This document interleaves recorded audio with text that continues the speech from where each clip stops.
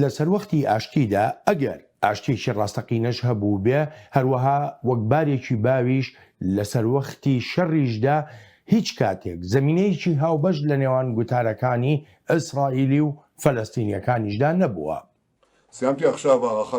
لەم چەند ڕۆژەی ڕابردوودا کۆبوونەوەی هەڵسانگاندنی ڕەوشەکە و هەروەهاش پەسەندکردنی پلانە کردە لەشکریەکانمان کرد لەگەڵ وەزیری بەرگری و سەرکردەی ستونە لەشکریەکان و سەرۆکی دەستگای یاسایشی گشتی و سەرۆکی موساد و سەرۆکی ئەنجومەنی یاسایشی نیشتیمانیدا. بەرەنجامیش بەردەوامیدانە بە لێدانی ئامانجەکانی تەرۆریستان. هێزە سەربازیەکانی ئیسرائیل کارێکی زۆر باش دەکەن پێشتر گەورە سەرکردەیەکی جیهادی ئیسلامیان کردە ئامانج لە هێزی دەریایی حەماس دەدەین. بەردەوام دەبین لە لێدانی بنکەکانیان لە ژێرزەویدا و چەندان ئامانجی تریش چەندێک پێویست بکات. بەردەوام دەبین لەم کردە لەشکریانە لە پێناو گێڕانەوەی ئارامی و ئاسایش بۆ دانیشتوانی ئیسرائیل.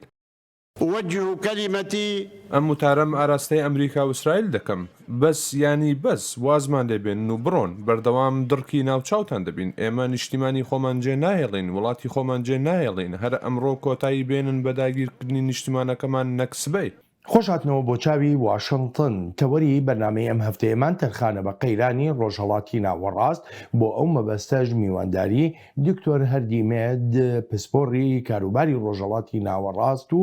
هەروەها ئیلان ئیسرائیل چالاکوان دەکەین. زۆر زۆر سپاسان دەکەم دکتۆر هەردی کاکیلان بۆ ئامادەبوونتان. کاگیلان بە لە لای جەنابتەوە دەست پێ بکەم. ئێستا کە ئەم بەرنمەیە تۆمار دەکەین ئەگەری ئاشتی یاخو ئەگەری هێوربوونەوەی ڕەوشەکە لە نێوان ئیسرائیل و حەماسدا چەندە؟ پێشەکەی بە خێراتی میوانە بە ڕێزەکە دەکەم زۆر سپاس بۆ بەرنامەکەت. مەسەلەی ئاگربەست دیارە چەند ساعتێک دەبێت ئەمڕۆ لە دوای نیوەڕۆ باس لە ئاگربەست دەکرێت کە لەسەر داواکاری سەرۆکی ئەمریکا بڵێن بایدن بڕیارە سبەی پێنجشەم لە 6 بەیانیەوە ئاگربەست بکرێت لە هەردوو لاوە. چاوەڕێی ئەنجامەکەین کە بێدەنگی لە هەردوو لایە بڵێن ئەنجام بدرێت و کە ئاگربەستەکە هەمویان پەیڕەوی یاسایەکانی ئاگربەست بکەن. کاگیلانەمە یەکەم جار نییە ئاگربەست ڕابگەیەنرێت. متمانە چییە کە درێژە بکێشێ؟ خۆی متمانە هیچ متمانەیەک نییە، تەنها ڕازیبوونی هەردوو لایە بە داواکاری وڵاتان و کوتمان ئەوروپا زۆربەی وڵاتانی ئەوروپی کە ئاگربەست بکرێت، بەڵام هیچ متمانەیەک یا هیچ گرێبەستێک نییە بۆ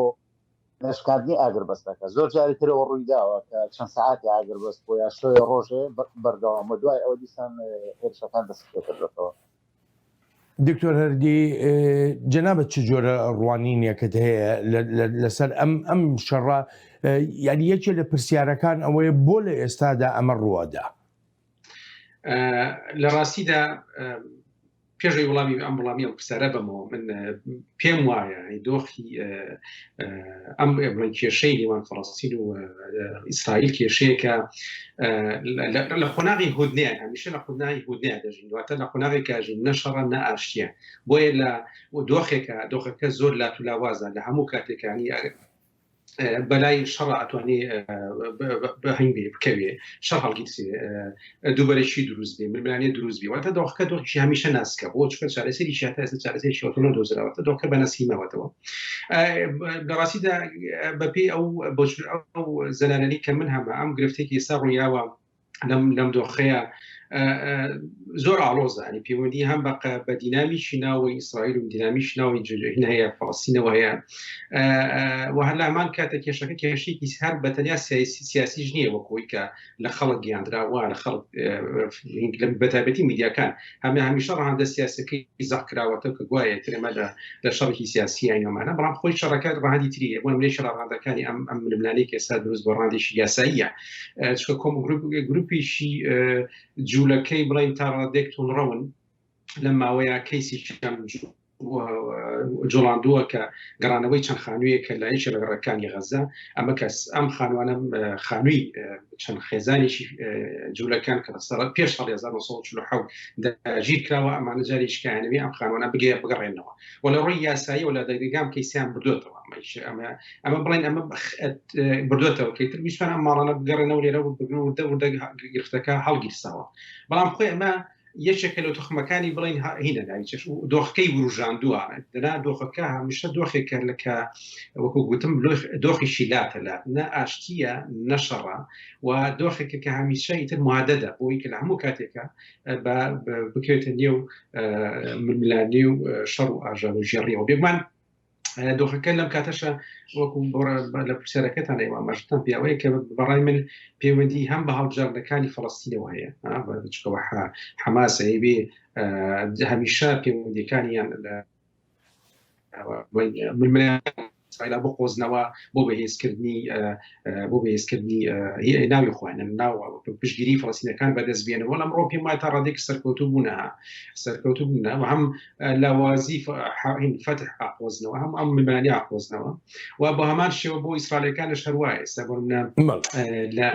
هێزی چەپ هێزە چەپەکان و ڕاستەوەکان لە ئیسرائیل لەوانێت لە گوتوکەکانمان بینەوە سەری نامێت درێژی پێ بم ئەنی دۆخەکە تا ڕادێک چڕەهاندی چیە لە ئێستا بووە دروست بوو. بەڵێ دکتۆر کە پێم دەڵێ حەماس تا ئەندازەیەک سەرکەوتوو بووە ئەکرێ ئەمە بۆمانە لێک بدرێتەوە کە حەماس لە هەوڵی ئەوەدا جێی ڕێکخراوی فتح بگرێتەوە و ببێتە لایەنی یەکەم و سەرەکی لە دۆسەی فەڵەستینیەکانە. من پێم وایە حەمازێک لەو شتانەی کە بەدوایە گەڕێت ئەترافی نەوڵەتیە ئەترافی نەوڵەتی بەدەستبێنێ بەرچاوی نەوڵەتی بەدەستبێنێ بێگومان ئەمە ئاماجی سەرێکی ئەوە بۆ بەدەستێنانی ئاماجە سەرەکیەش ئەوێ جێ بەهین حلاقە بە فتح حلاقەوە بێتە ئاکتەریشی شەرعی و جواتی نێودەوڵەتی ڕوو لە حەماس کەرەوە حەماسە گفتوگۆکەومانە و لەم ڕۆوە حەماس هەم لە ناوخۆوە بڵین بۆنەی ئەم ململانی و هەموو جارێکە ئەمێوە دەمی ئەم ملانێت تیشکاتەوەمانە تا ڕادێک پشتیوانی بەدەست هێناوە پشتیوانی نێودەوڵەتیش هینە هەرێمایەتیش هەیە بێگومان پشتیوانی ئێرانە پشتیوانی تورکیامانە کە مێزانە دەسەخەنە ناو گرفتی فەڵەستین و ئیسرائیلەوە چکە بەڕاستی یەکێک لە من زۆر جار لێکچوونێکی زۆرە بینم لە لێوان گرفتی فەڵەستین و ئیسرائیل و گرفتی کورد عێراق چکە ئەمەکتەرانی کە لە ملانیان هێزی تەواوەتیان نییە ڕۆبەڕووی یەکبنەوە لە دۆخێکاژن دۆخێکی دێپەندانسیەوە تا دۆخێک وابەستن هەم ئیسرائیل وابەستێ بە جواتی نێودەوڵەتی و پێویستی بە هاوکاری هەم حەماس و فتح پێویستیان بە هاوکاری وڵاتانی هەرێمی هەیە بۆیە ئەم دۆخی وابەستەیەوە کە ئەکتەری هەرێمی بێتە ژوورەوە تووشە دێتە ژوورەوە ئێران دێتە ژوورەوە ئەردەن دێتە ژوورەوە ئێران میسرەکان یەنە ژوورەوە سعودیا یا قەتەر ئەمانە هەمیان ئایانەوێ ئەم گرفتە بە شێو لە شێوەکان بەعالەتی کەن بەعالەتکردنی ئەم کێشەیەوە دێنە ژوورەوە هاتنە ژوورەوەی ئەمانەش گرفتێکی زۆر سەخت دروستەکان گرفتێکی ڕاستەقینەی ئەمڕۆ بوو هەم بۆ فەڵەستینەکان دروستکردن بۆ ئیسرائیلەکان دروستکردووە چونکە نایەڵێ دینامیکی ناخۆ دروست بێن زمانێکی هاوبەش دروست بێن. بەڵێ کاکیلان ئێمە پێشتر ڤیددیۆیەکمان بینی زۆرێک لە شیکەرەوە بە تایبەتی لە ناو ئیسرائیلەوە هەندێک لە عەرەبەکانی ئیسرائیلی ئاماژەیان بەوە دەکرد تەواوی ئەم قەیرانەی ئێستا لەسەر ئەو ڤیددیۆیە دروست بووە کاتێک کە دوو گەنجی فەلەستینی هیچیان وێنە دەگرێ ئەوی تریان زلەیەکی بۆ پەڕی هێزی خۆیەوە لە گەنجێکی ئیسرائیلی دەدا. چه جۆرە زانیاریی زیاتر دەتوانی پێمان بڵێ لەسەر ئەو ڤیددیۆیە؟ کاک بڵێن لە ڕاستیدا لە ڕێگەیانەکانەوە باز دەکرێت کە کێشەکان لەو ڤیددیۆ سەری هەڵداوە بەڵام من پێشەوەی وەڵامی بەڕێستان دەوت بۆ چونم بۆ قسەکانی دکتۆر یارە کێشەکان زۆر لەوە گەورەترن کە ئێمە لە میدیاکانەوە دەبینین منەوەکو بەڕێزم باسی لە دەرکردنی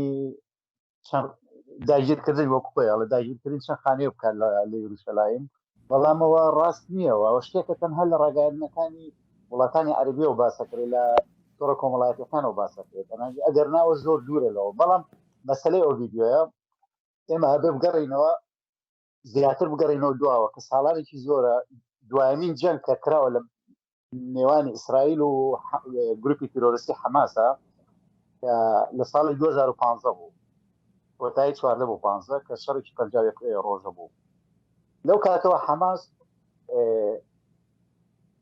لە خۆ بەهێزکردندایە کە ساڵی چەند جارێ 300 میلیۆن دلاری لە وڵاتی قەتەرەوە ئەنێردرێ بۆ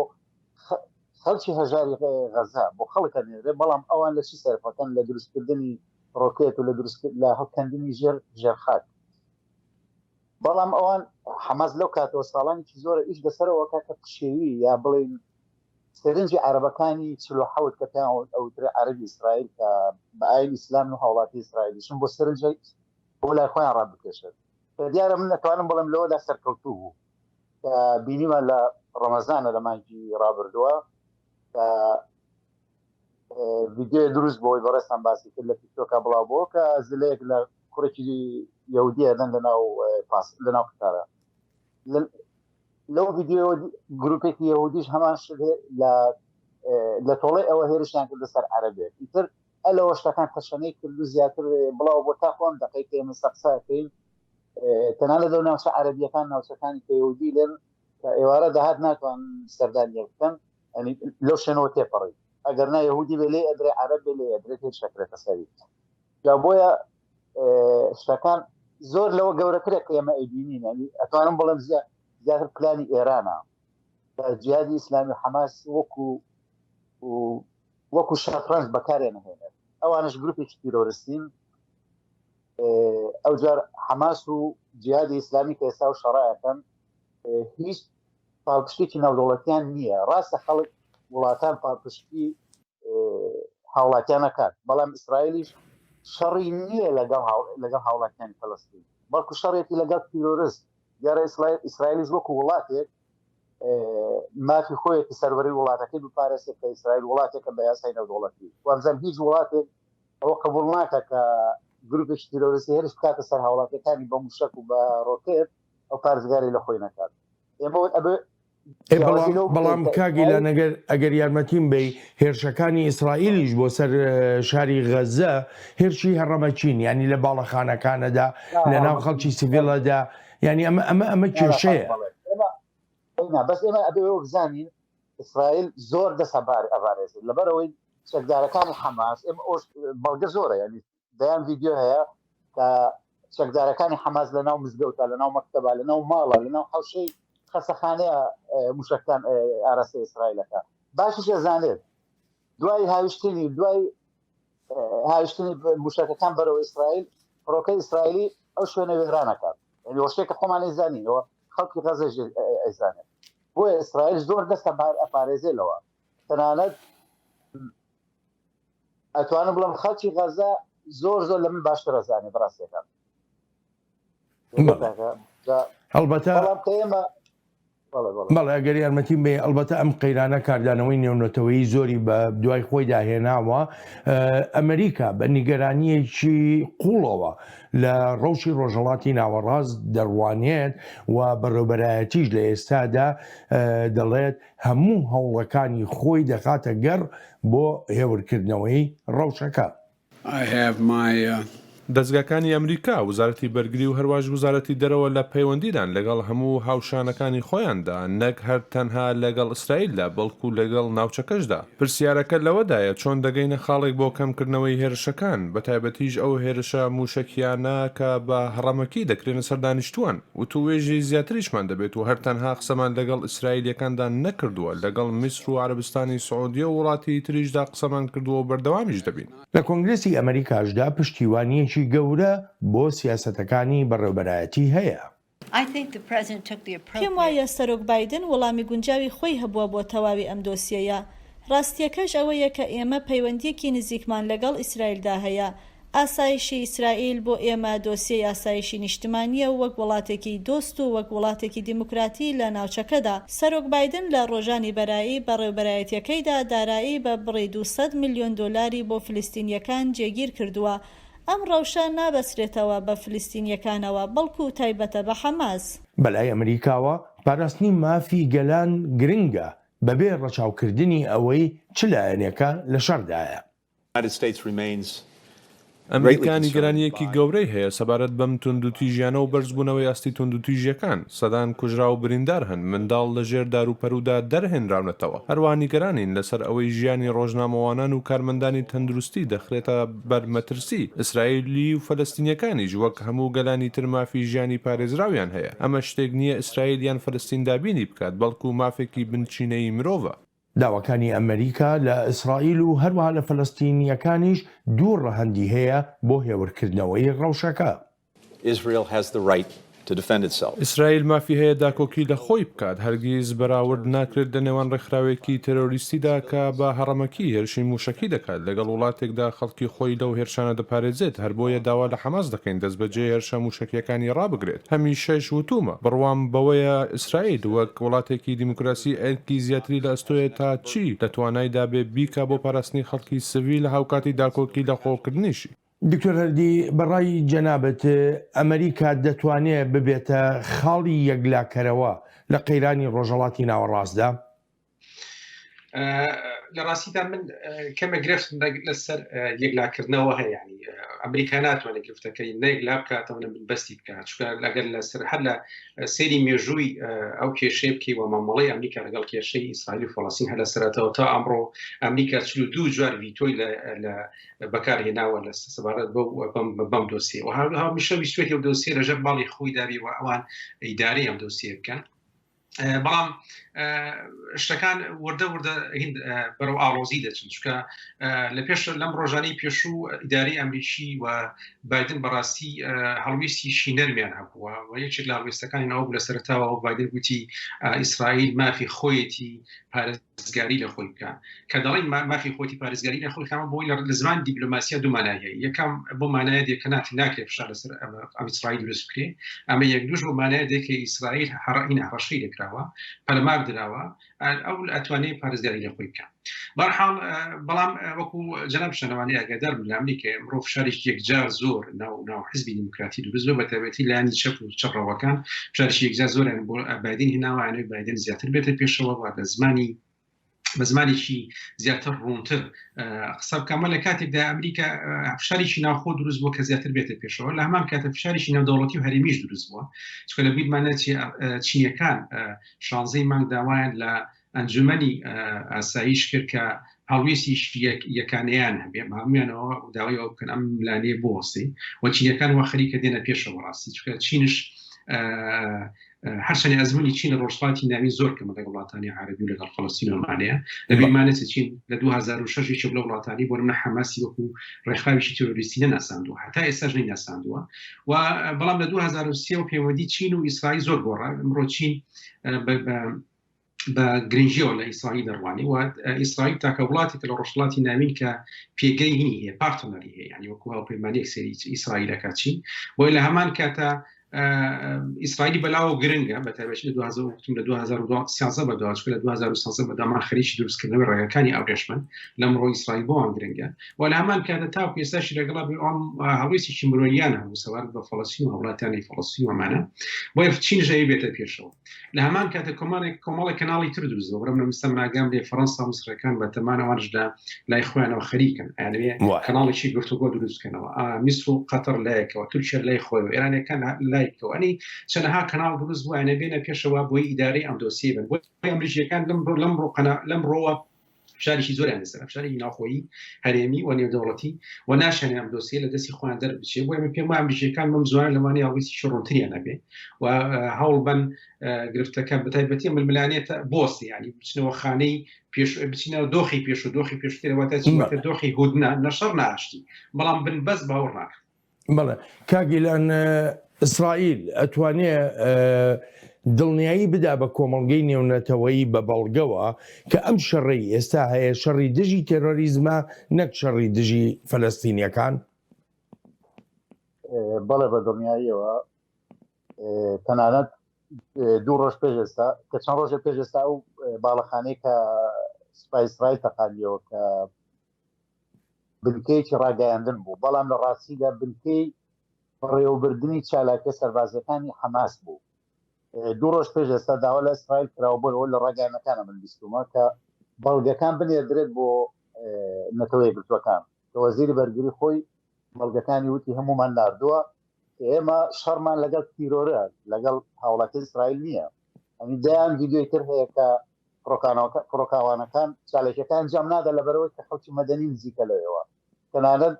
ماڵی هاوڵاتێک نەتەقێنراوەتەوە کە خۆمان بینیمان ینی هەموو دنیا بینی کە ئەو باڵەخانەیە تەقێنرایەوە تەنانەت خانووی دراوسەیەەکەی کە لە تەنیشتێکی هیچ زیانێکی پێ نەگەیشت جا بۆیە ئێمە ئەتوانین حکوومەت ئیسرائیلیش من وەک خۆم وەکو هاوڵاتیەکە نزیکەوە شتەکانە بینم دیارە من وەکو حکوومەت قسە ناکەم حکوومەت ئیسرائیلیش هەموو کاتی وڵێڵە ئێمە شەڕمان لەگەڵ گروپی تیرۆریستیە لەگەڵ حەماس و جیهادی ئیسلامیە کە هێرشەکانە سەر ئیسرائیل لەگەڵ خەڵکی سیڤیلمان نییە لەگەڵ خەڵکی بێتاوانمان نییە ئەنی ئەمە ئاماژەیە بە شتێ بکەم کە تەنانەت لەو هەموو هێرشانێک کە تاکو ئەمڕۆ حەماس زیاتر لە 3600 موشکی ئاراستەی ئیسرائیل کردو بەڵام ئێساش لەگەڵ بێت کە تاکە و دەقێکم قساکەم ئیسرائیل ئاو کارەبا و هەموو خزمەتگوزارەکە ئیسرائیل دابینیەکات تەنیا قسەیەکی من نیە توانی لە سەرچاوەکان و ڕاستیەکەش بزانین تەنانەت ئیسرائیل کارەبای لەیان نەبڕیوە لەو هەموو شەڕێک کە ئێستا لە ئارادایە باشایی لەگەڵ ڕێکخراوی فەتحدا کاک ئیلان بەڵێ لەگەڵ ڕێکخراوی فەتح کە بە سەرۆکایەتی محمود عەباسە کە سێر بکەین هەموو شارەکانی ژێر دەسەڵاتی فەتح ژیانێکی ئارامیان هەیە نەشەڕ هەیە هیچ شتێ هەیە ڕاستە خۆپشاندان نەکرێت بەڵام هیچ شەڕێک نییە ینی تەنانەت هێرش بکەنە سەر ئیسرائیل هێرشیان بکاتە سەر ژیانێکی ئاسایی و ئارامە بنە سەر ئەنی لەو دەقەیەدا کە ئێستا لە غەزا ئەم شەڕا کرێت بەڵام لە شارەکانی ژێر دەسەڵاتی فەتح هیچ شەڕێک نییە لەبەرەوەی محمود عەباس چەند ساڵێکە بێ گەیشتۆتە قەناعەت کە ناتوانێت بە جەنگ بە شەڕ بگاتەی چەند جامێک لەگەڵ ئیسرائیل تەنانەت لە ڕێگای گفتوگۆکردنەوە بەڵام حەماس حەماس لە ڕێگای جەنگەوە لە ڕێگای موشک و ڕێکێتەوە کە ئاراستی هاوڵاتیانە کرێت بگا بکرێ تەنابێ پرسیار لە خۆیان بکرێت بەڵێ دکتۆر هەردی بەڕای جەنابێ یەکێ لە ڕێگە چارەسەریەکان کە دانراوە وەکو چارەسەریی دیپلۆماسی ئەوەیە کە پێی دەڵێن چارەسەری دوو دەوڵەت بە ئاشتی پێکەوە بژین بۆ لەمەوە دووە ئەو چارەسەری دوو دەوڵەتە دەکرێ هەر وەکو هەمان گرنگجی تەماشا بکرێ یا گۆڕانی بەسەردادێ لە ڕاستیدا نازانم ئایا فەڵەستین چی پێگەیشی دەبێت لە مۆدووە چۆنایی لە جومەری هەنجواتی نێودەوڵەتی چۆن مامەڵە لەگەڵ فەڵەستینەکە بەڵام بەگشتی من ویستم بەڕاستی هەم کەمێک یەک دوو سەرنجی کوردە سەر ئەو قسانەی کاکیلان من پێم وایە یەکێ لە گرفتە سەرچیەکانی ئەمڕۆ کە دۆخەکەی زیاتر قەرەناوی کردەوەی کە ئیسرائیل ئەبێ بەڕای من ئەبێ مامەڵەی ئیسرائیل لەگەڵ حەماسە بگۆڕ یعنی ئەبێ حەماس هەم ئیسرائیل هەم جواتی نێودەوڵەتی حەماس ئەکتەریشی گرنگە لە فەڵەستین و جەماوەری هەیە پشتگیری هەیە ئەمە ناکرێت و هەر بە چاوی لۆژیشی دەوڵەتەوە لەو وا بڕوانی لەم مەکتەر وا بڕوانی کە مەکتەریشی تۆریستیە و ئەمانە وە گفتوگوی لەگەڵانەکەی گفتۆ نەکردن لەگەڵ حەماس ئازانی من تا ڕادێک لۆژیکی دەوڵەتی تورکیا مێتە یاد ینی تورکیا چۆن مامەڵە لەگەڵ پەکەکە کە ئیسرائیل بە هەمان شێوە لەگەڵ حەماسە ئەمە بەڕاستی من لە چارەسەر مێگرفتێکی بنەڕەتی جەوهەریە کە بێت چارەسەر کرد بە قەناعەتی من چکە وەکو گوتم فەتح ئەمڕۆ قورسایی جارانی نەماوە شەرعیەتی لەدەستداوە گرفتی زۆر ڕووی ئیدارەدان و حکمڕانیەوە بۆیە پێم وایە ئاوەڵاکردنی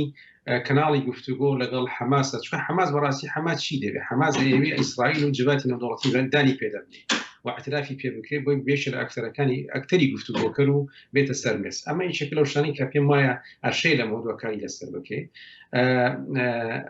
ئەمە هیچێک لەو شتانە ئایا ئاشتی ئەگەر ڕێم بەڵێ کاگیلان یەک دقە فەرموو دکتۆر ئاشتی لە نێوان ئیسرائیل و فەڵەستین بەم شێوەیە کە ئێستا تاقی کراوەوە ئەزمون کراوە لە ساڵانیدا لە ڕابردەوە تا ئەمڕۆ وەکو گوتم بەڕاستی ئەم دۆخە پێوترێت دۆخی ئاشنە دۆخی شەڕ ئەمە دۆخێکە زۆر لات و لاوازە دۆخێک لە هەموو کاتێکا دەتوانێت ئیتر بالەت بکوێرە و گرفت و قەیرانی لێوە دروست بێ تاوەکو ئێستا من پێم وانە نە جواتی نێودەوڵەتی چارەسەری شەوتویان بۆ ئەم گرفتە هەبێ بۆ گرفتی ئیسرائیل و فەڵەستین ئیتر ئەم نەبوونی ئەم چارەسەرش وای کردویتر گرفتەکە زیاتر قەرەناوی تر بێت چکە کۆمەڵی ئەکتەری نوێ دروستە بن ئەکتەری نوێ دێتە ژوورەوە ئەم ئەکتەرە نوێیانە وەکوتم لە دۆخێکن دۆخی وابەستەیی واکن وڵاتانی دیبێنن لە ژوورەوە ئیتر بەڕاستی من وەکو خۆم زۆر ئومێدێکی وا هەڵناچم بەسەر پەیوەندیەکانی فەڵەستین و ئیسرائیل بۆ داهاتوو ئەگەر بێت و چارەشیشی جدی نەدۆزرێتە بۆ فەڵەستین و بۆ نەدروستکردنی دەوڵەتی بۆ فەڵەستین ئەو ناوچەیە کە پێڵان غەزا و تایبەتی غەزەی ڕۆژهەڵات ئەمە بە چارەسەر بکرێت کە لە 1967 بەدواوە ئیسرائیل خسوەتی ژێڕەکەی فێمانانێ چۆنە کۆمەڵێک گرفتی خاکەیە ئیدارەدانی خاکەیە ئەمانە دکتۆر بە یارمەتی خۆت کاگیلان پێدەچێ سەرنجێکت هەبێ فەرموو بە کورتی. سەرنجی من بۆ قسەکانی کاک دکتۆر کە ئاماژە بۆەوە کە پێویستە ئیسرائیل دانوستان لەگەڵ حەماس بکات. سەرەتا ئێمە ئەبەوە بزانی کە حەماس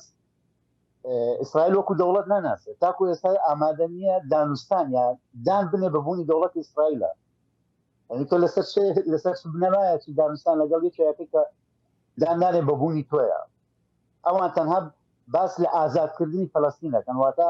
ئەڵێن دروستنی ئەوان کە خاکی ئیسرائیل خاکی فەلەستین و یەهودینە جوولەکەنیە. بۆ چوونەکەی منیان بڵێن پەیامی هەردوو لاتانگەیش ئەلبەتە هەر لەسەر کاردانەوەکان نەهەوڵەکانی ئەمریکا نەهەوڵەکانی کۆمەڵگەی نێونەتەوەیش نەبوونەتە مایەی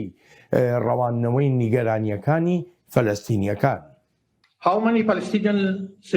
کوژرانی چەند فلستینی بەسە تا ناڕەزایی دەرببڕدرێت دەزانین کوژرانی یەک ئیسرائیلی بەسە بۆ دەربڕینی ئەو ناڕەزایەتیە بەڵام چەند فلستینی 200 فلستینی کوژراون و یەک لەسەر سێ کوژراوەکان منداڵ و ژنن چ شتێک هەیە تووڕێی دەرببڕێت کوژرانی تەواوی ئەندامانی خێزانێک بەز نییە؟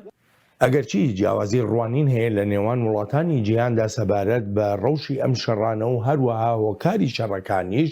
بەڵام پێدەچێ لە یەک خاڵدا هاوڕایی هەبێت.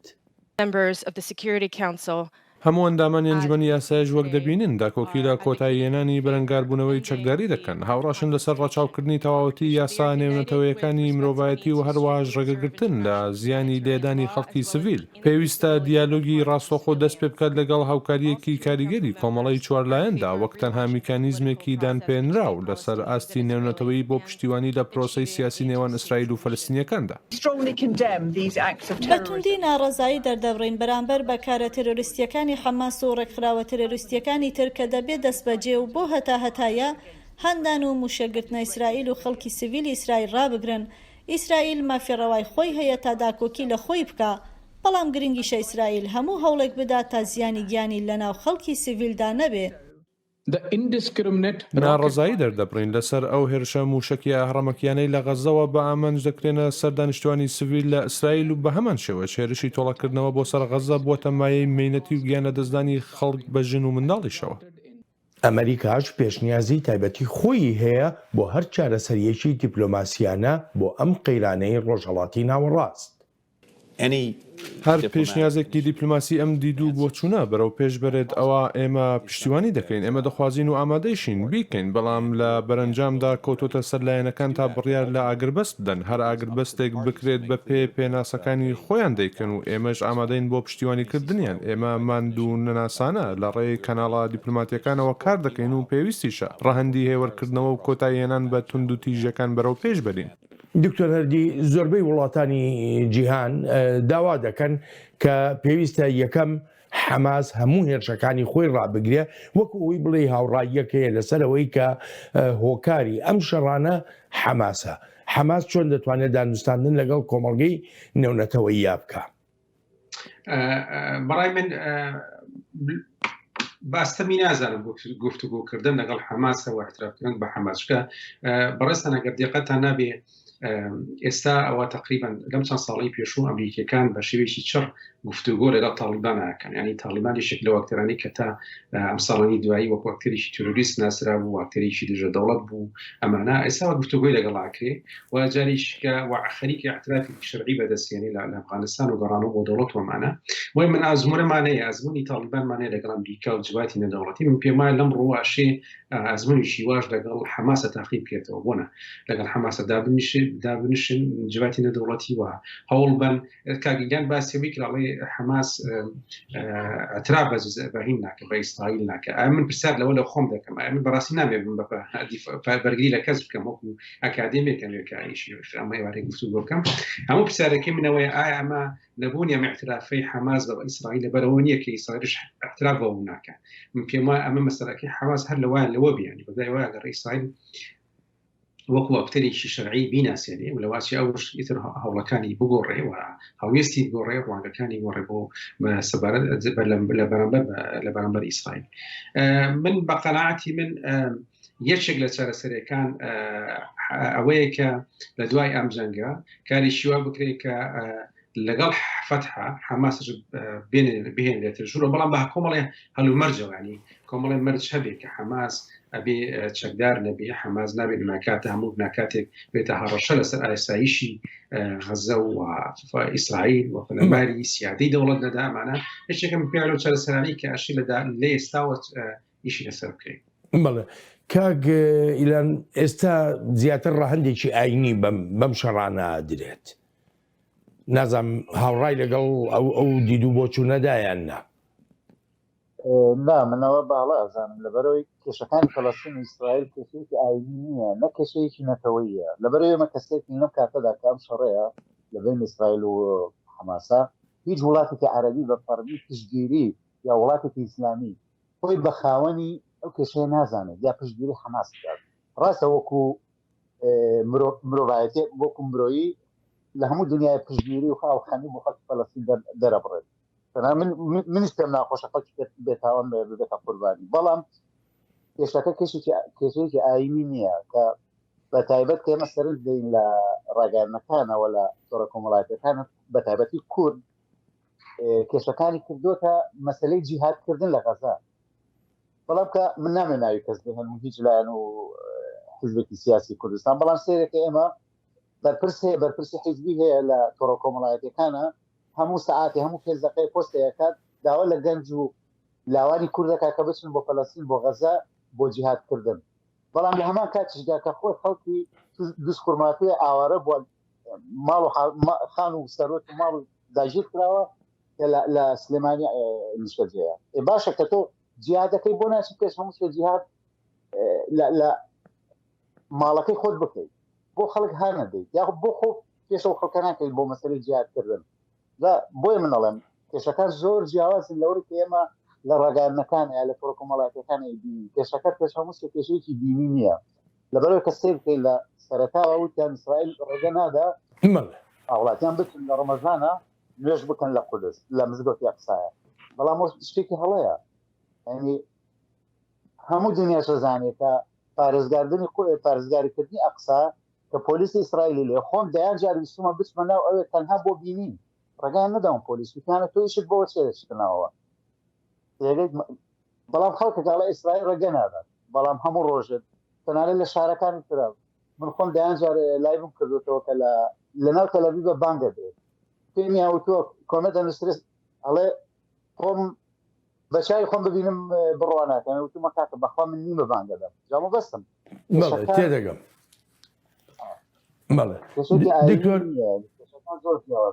دکتۆر تۆ ئەم تەوەریان چۆن دەبینی کاتێک کە دۆسەی ئیسرائیلی و فەڵەستینیەکان وەردەچەرخێت بۆ دۆسەیەکی ئاینی؟ خۆی لە ڕاستیدا کاک بەڵێن ئەم سپاس بۆم پرسیارە بەڕای من زۆر گرنگە. جیهانی ئیسلامی هەمیشە بەتابەتی ئیسلامی سیاسیش ئیسلامی سیاسی هەمیشە لەسەر ئەم جۆرە گرفتانە کارەکەیتر هەر لە کاریکاتیرەکانی پێغەمبەر و براتا گاتە ئەم جۆرە ململانەی ئیسرائیل و حەماس و هەر گرفتێکی تری ئیسلامی کرد ڕۆدەن ئەمە خێرادیان ئەمانە هینی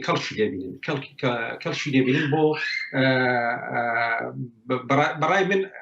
زانێریی ئۆتۆشانیە سەبەر بەم گرفتە هەرێمین و دەوڵەتانی کە ڕۆدەن، بەڵام ئیسلامی سیاسی هەمیشە ئەوێ بەکاری بێنێ بۆ منە چۆنایی بەکاری بێنێ هێنێت ئەوێ بێنێتە ژوورەوە بۆ کورسانی هێنێتە ژوورەوە تەرجمەیەکە ئەم گرفتە بە شێوشی کەتە تەرجماکە ئەیێنێت لە ڕاندە ئاینەکەیەوە عەرزێکە پێشکەشێکە وای پیشەدا ئەوەی کە ئێستا لە ئیسرائیل و لە ئیسرائیل و لە فەڵەستین دروستە بێ شەڕی نێوانی ئیسلام و جوولەکەیەوە لەوێ شەیە گۆڕەپانێک دروست بۆ کاتی ئەتوانین بچین بە غەزا بکەین، بەڵام بە قەنەعەتی من گرفتەکە ئەبین ئەسڵی جەوهەری پرسەکەەوە ئاماجی ئیسلامی سیاسی هەمیشە لەوەدایە ئەم گرفتانە کە لە دەرەوە ڕۆن ئەیانە بێن نەژوورەوە ناو خۆ لە کوردستانەوە کە لێنی ئیلحاد و مسلمان و ئیماندار و بێ ئیمان دروستکەن و لێرەوە هەوڵدان جاریشکە بەرچاوی بەخۆیان من ئاخر ئیسلامی سیاسی هەمیشە لە هەوڵی ئەوەدا بێتە ناو ڕۆژەوە بێتە ناو چەقی ڕۆژەوە بەرچاوی بەخۆی بە وەڕاندی دینی بەم گرفتانە هەرێمی و نەودەوڵەتیانەوە. مادەمێکی باسمان لەسەر کاردانەوەی لە دنیای ئاینی ئیسلامیدا بەرامبەر بەم ڕەوشەی ڕۆژهەڵاتی ناوەڕاست ئەبێ ئاماژە بە دوو وڵاتی گرنگ بکەین. یەکەمیان تورکیا. سەرۆکی تورکیا ئەم شەڕانە وەکو دەرفەتێک دەقۆزێتەوە بۆ تۆڵەکردنەوەی خۆی.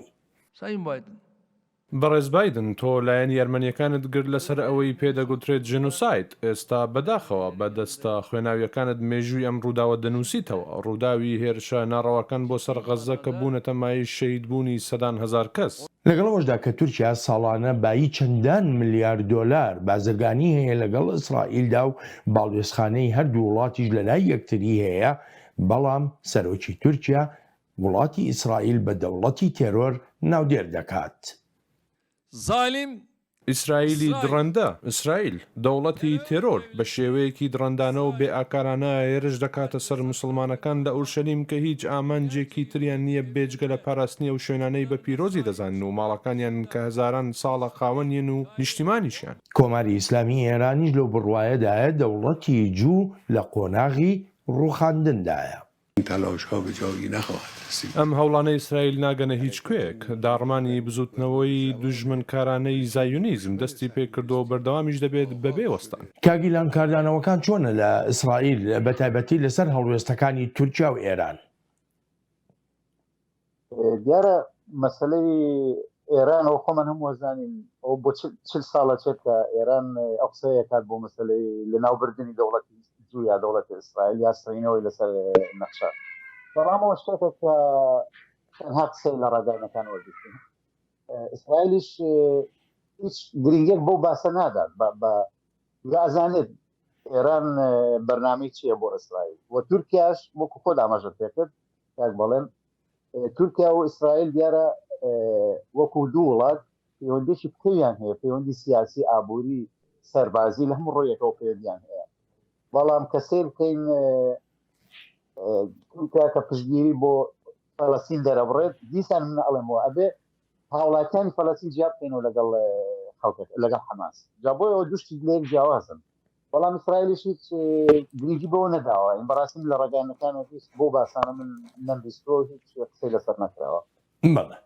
دکتۆر هەردی جەنابەت چ جۆرە ڕوانینێکت هەیە بەتایبەتی لە پەیوەندی نێوان تەلەڤیڤ و ئانکەرە؟